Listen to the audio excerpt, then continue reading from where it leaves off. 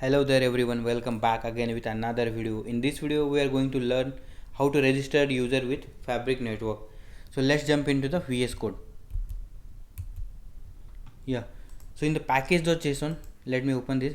This is the package.json file. Here we can see Fabric CA client. That is the same client which we used to previously.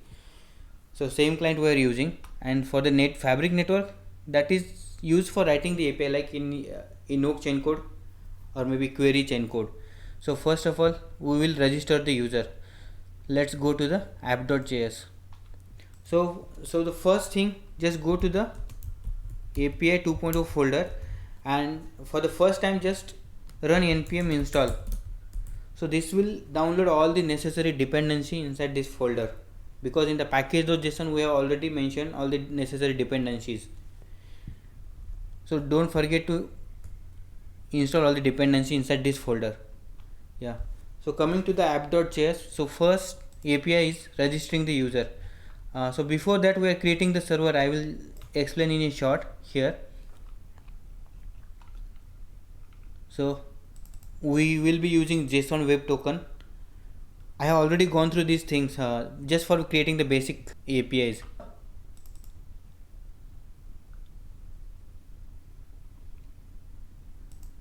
This is the non-restricted routes. You can see here /user. Again here I am just verifying the token if we have any, if the route is other than /user, and we are checking if user is authorized to perform the operation. So using that JSON web token we are verifying that if the provided JWT for the client is valid or not.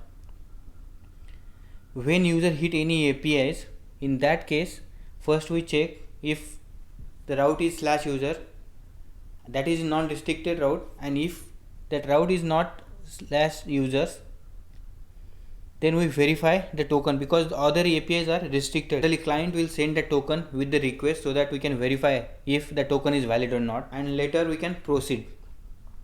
So the first API is the /user. You can see here in /user we are getting some of the parameter, username and org name. So we are doing some basic validation here, checking token here, creating token here, and here you can see in helper get registered user one method is there. Let's jump into the get registered user.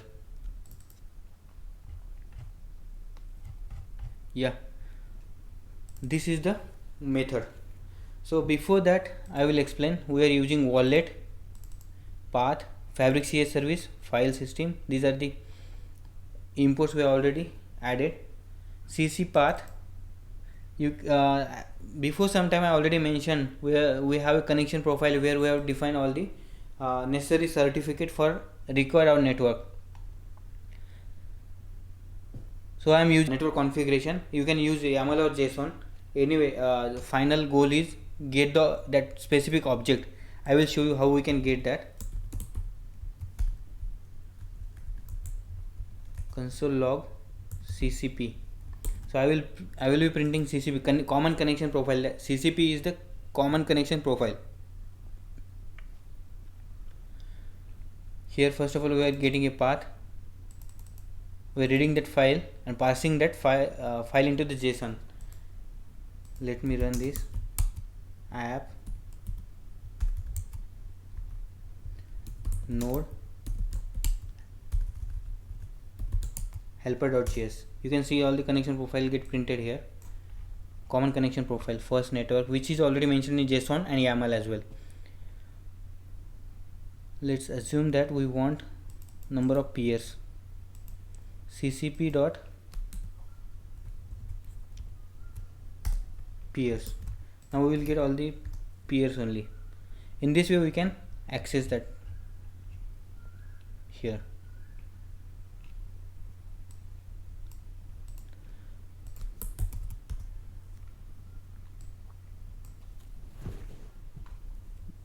I am removing this. So first one, get registered user. What exactly we are doing, just let's go through it. CA URL. Right now I have hard coded here ca.orgon.example.com, because I was just doing some experiment and just registering some user for the certificate authority organization one only. So in your case you have to provide parameter for the organization 1 and organization 2. You can implement as your own. Here we are getting CA URL is CA certificate. Using CA URL we are getting certificate authority client. Wallet path, this is the wallet path. Here you can see we have one folder here, and we are creating the wallet instance, wallet.new file system, wallet path. User identity, we are getting first of all, whenever we get any request for the registration, first we check if that identity is already available inside the wallet. If that is already available, then don't need to register and enroll. If that identity is already available inside the wallet, then no need to register and enroll. So for that we are checking if that identity is already available inside the wallet. If it is already there, just we are sending the response success to message username and as a response. If we don't have, for registering this user we require admin identity. So again we are checking admin identity is there or not. Wallet get admin. If wallet identity is there,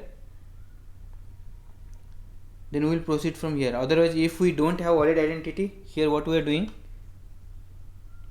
enrolling the admin first. So at the initial we have to enroll admin as well, because there wouldn't be any admin when we start our network.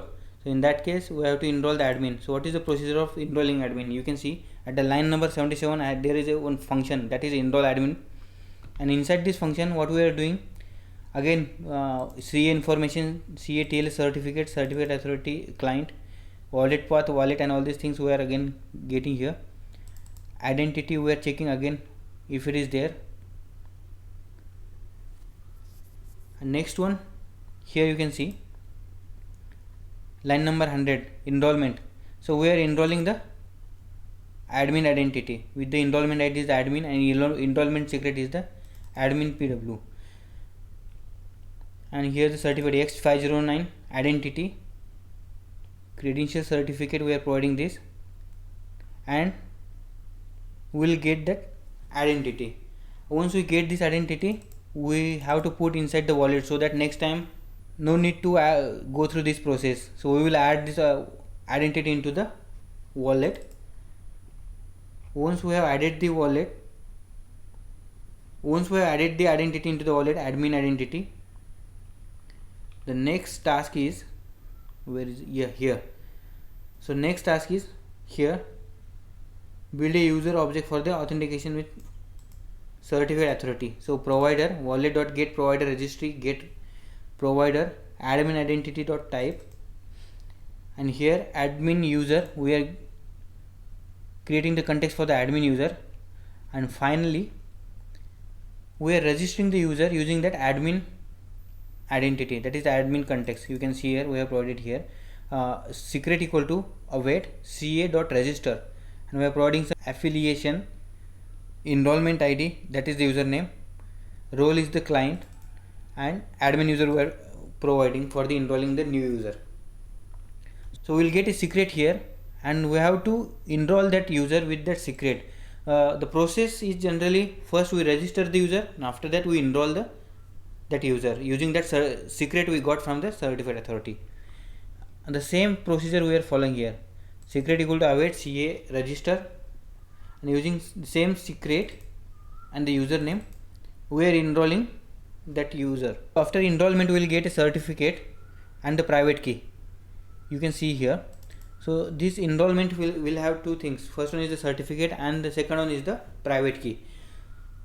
So we are creating the X509 identity using these things and putting inside the wallet, wallet.put username and X509 identity, and finally we are returning the response. In this way we are registering the new user. So let's start our server and interact with the API using Postman. So here our server is up and running, and let's see if our network is up and running.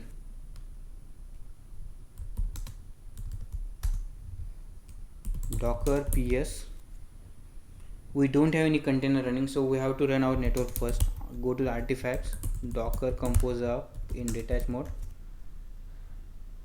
This command will run all the necessary services required for our fabric network. So after this, we have to create the channel and later on install and instantiate the chain code. These are the 3 steps we have to make sure that, so we have to make sure that running properly.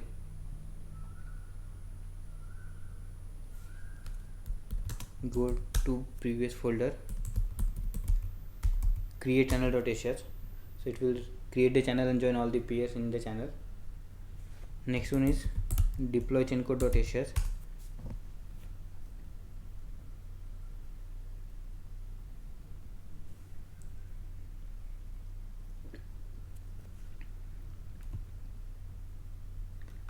This is the repetitive task actually I'm doing in each video, so you can probably skip this task actually. So running over all the services, creating the channel and deploying chain code. So probably it may take little time, so I will pause this video and will come back. You can see on the screen we have done that all the 3 procedures. First one is running our network, creating the channel and installing and instantiating the chain code. Docker ps, you can see all the processes. There are 2 chain code, container and other 13 containers, which are 4 per peer, 4 per CouchDB, 3 per raft orderer and 2 for certified authorities. Now our network is up and running, and in other tab you can see our server is also up and running. Let's hit that user APIs. So now let's enroll new user. So here you can see inside the body we are passing username and the organization name. So username as the Pavan, so this user will get enrolled. Let's hit send button and let's see wait for the response.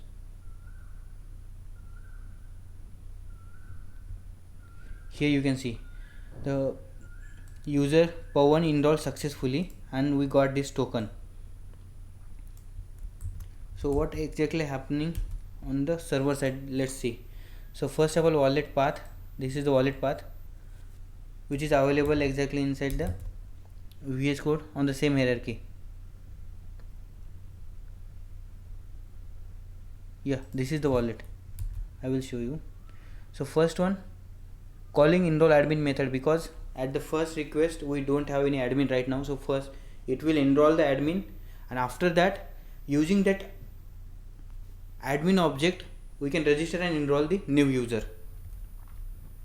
Successfully enroll the admin for and import it into the wallet.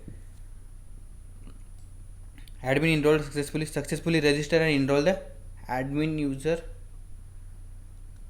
Pavan and import it into the wallet.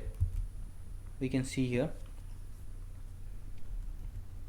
inside the wallet there are 2 IDs. First one is the admin identities, second one is the Pavan. Let's see one of them. So inside this ID we have certificate, public certificate and private key. I will show you. This is the certificate, and here you can see the private key as well, and some other information like MSP ID, type, X507 and version of the ID. So in this way we can register any new user, and the process is more or same. So first it check if the admin user is available or not. If admin user is not available, so first it enroll the admin user, and later on using that admin object we can register and enroll any number of users. So right now again we will enroll another user, register and enroll. So we are registering and enrolling the new user Sushil. Send. So we'll get the response immediately. Yeah, here we can see we got a token as well. And one more thing, this ID will get added into the wallet as well, and ID also will have that certificate and the private key and MSP ID. These are all the things. You can just go through this code. In case if you are facing any issue, just let me know in the comment section, so I would be happy to help you. If you are new here, just like this video and subscribe the channel. Thank you so much for watching this video. Stay tuned for the more update.